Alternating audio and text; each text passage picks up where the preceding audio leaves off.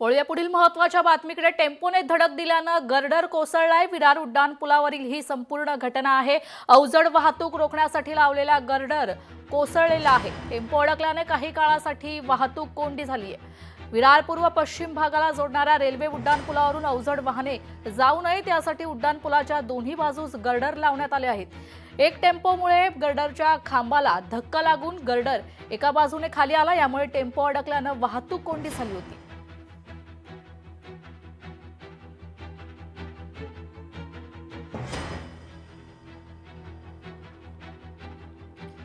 तर यवतमाळमध्ये विदेशी दारू जप्त करण्यात आले। कंटेनरसह 1 कोटींचा मुद्देमाल जप्त करण्यात आलेला आहे। राज्य उत्पादन शुल्क विभागाची ही कारवाई आहे। राळेगाव तालुक्यातील रामतीर्थ गावाजवळ ही कारवाई करण्यात आली आहे।